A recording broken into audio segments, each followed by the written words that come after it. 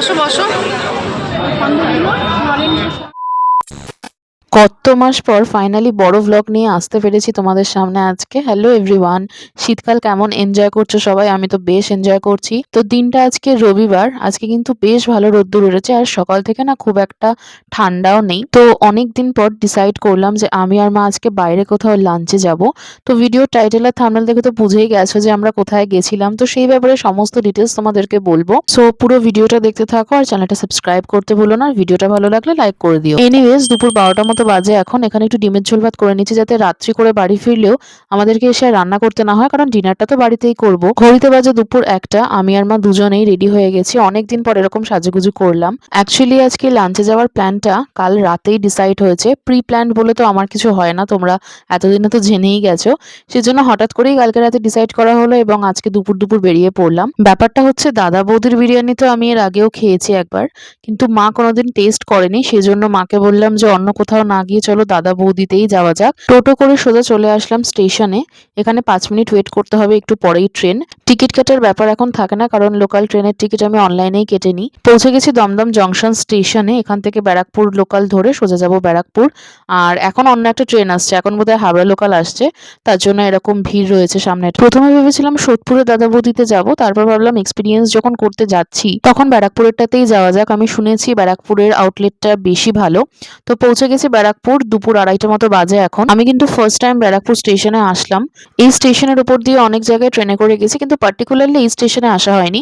I know it's not a big deal Barrackpore স্টেশনে যাওয়া, এমন কি ব্যাপার, ফার্স্ট টাইম এসছি তাই জাস্ট বললাম। এনিওয়েজ, এখন দেখি দাদা বৌদির হোটেল এখান থেকে কত দূরে, বিকজ এর আগের বার যখন আমি এসেছিলাম তখন আমি গাড়ি করে এসেছিলাম।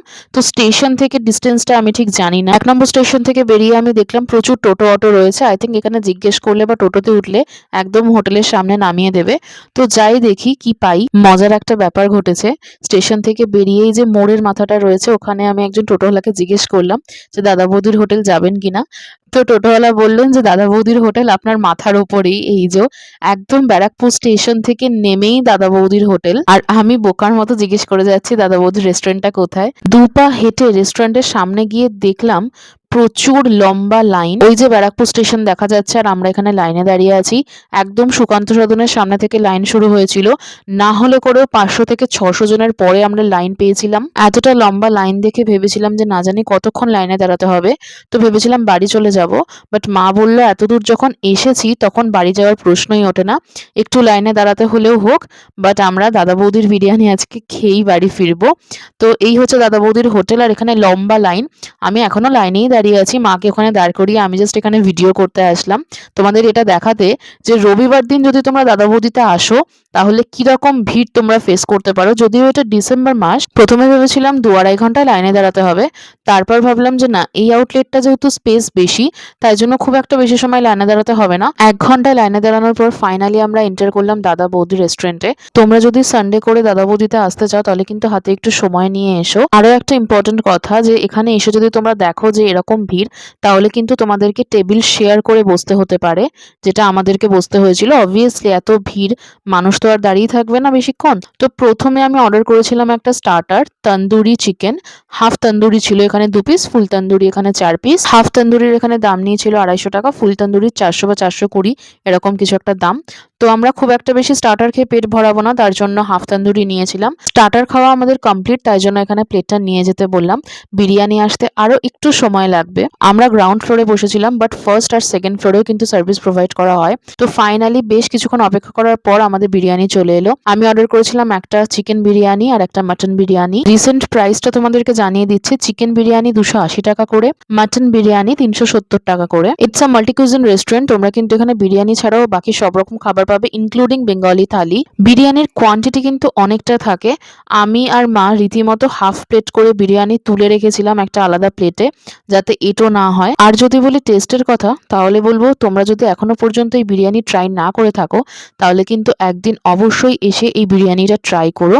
আমার আর মায়ের দুজনের ভীষণ ভালো লেগেছে এই বিরিয়ানির টেস্টটা। খাবার দাবারের ক্ষেত্রে আমি সবসময় জেনুইন রিভিউ দিই, আর এটাও জেনুইন রিভিউ দিলাম। Quality, quantity, test, everything is পয়সা ওয়াসুল। তো তোমরা আসতেই পারো। বাট একটা ব্যাপার যেটা আমি হাইলাইট করব, দুবার এসে যেটা আমার এক্সপিরিয়েন্স হলো, আলুর সাইজটা ওরা একটু ছোট দেয়। হয়তো তাড়াহুড়োতে অতটা খেয়াল করে না বা কাটতে গিয়ে হয়তো আলুটা ভেঙে যায়। বাট তোমরা যদি পরে আলু চাও একটা, তাহলে কিন্তু ওরা কোনো এক্সট্রা চার্জ নেয় না, তোমাকে একটা আলু এক্সট্রা ওরা দিয়ে দেবে। দাদা বৌদি রেস্টুরেন্ট থেকে বেরিয়ে যে মোড়ের মাথাটা রয়েছে সেখানেই একটা মিষ্টির দোকান রয়েছে। তো মা বললো বিরিয়ানির পরে একটু মিষ্টিমুখ করে তবে বাড়ি ফেরা যাক।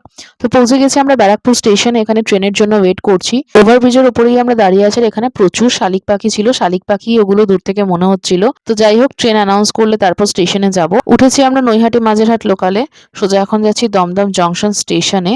শহরের বুকে সন্ধে নামছে, নিভু নিভু আলোয় বেশ ভালো লাগছে আশপাশটা। দিনের বেলা কিন্তু একটু গরম গরমই লাগছিল, প্রচন্ড রোদ্দুর উঠেছিল, কিন্তু সন্ধ্যা হওয়ার সাথে সাথে একটু একটু শীত পড়তে শুরু করেছে, ঠান্ডা লাগতে শুরু করেছে। শীতকালটা কিন্তু আমার ভীষণ ভালো লাগে, শীতটা আমি বেশ এনজয় করি। তো নেমে পড়েছি দমদম জংশন স্টেশনে। যেহেতু পিছনে লেডিসে উঠেছিলাম, তাই সাবওয়ে অব্দি পৌঁছানোর জন্য আমাদেরকে বেশ অনেকটা হাঁটতে হয়েছে।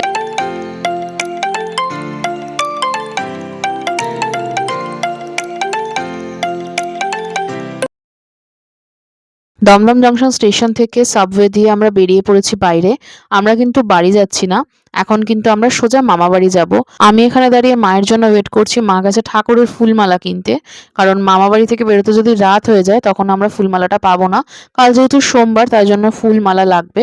তো এখানে না কোথাও ফুলমালা পেলাম না ঠাকুরের জন্য। আজ কেন জানি না দমদম স্টেশনটা আমার একটু ফাঁকা মনে হচ্ছে। জেনারেলি এই টাইমে মানে 5:30 6টা নাগাদ কিন্তু লোকে গিজগিজ করে, কিন্তু আজকে আমার একটু ফাঁকা ফাঁকাই লাগছে। এনিওয়েজ, স্টেশন থেকে বেরিয়ে আমি আর মা একটা রিক্সা নিলাম। এখান থেকে রিক্সা ধরে ডাইরেক্ট মামাবাড়ির সামনে নামতে পারবো। আর যদি অটোতে যাই তাহলে দুটো অটো চেঞ্জ করতে হবে, বা একটা অটো একটা রিক্সা নিতে হবে। তো ডাইরেক্ট সেই জন্য রিক্সা করে নিলাম, একেবারে মামাবাড়ির সামনে গিয়ে নামবো। এর মাঝখানে মেজমামি একবার ফোন করেছিল আমরা কতদূর আছি বা কখন পৌঁছবো সেটা জানার জন্য। আমি কিন্তু বেশ কয়েক মাস পর মামাবাড়ি যাচ্ছি। প্রথমে ভেবেছিলাম মাকে একাই পাঠিয়ে দেবো মামাবাড়িতে, আমি সোজা বাড়ি চলে যাব।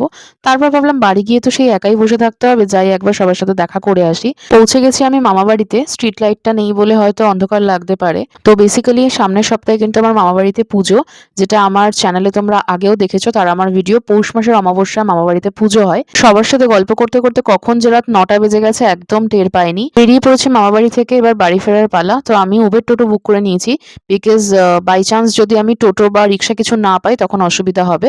দিনটা তো আজকে বেশ মজা করেই কাটালাম। তো দ্যাটস ইট ফর টুডে। ভিডিওটা ভালো লাগলে লাইক করতে ভুলো না, চ্যানেলটি সাবস্ক্রাইব করে দিও। দেখা হচ্ছে নেক্সট ব্লগে।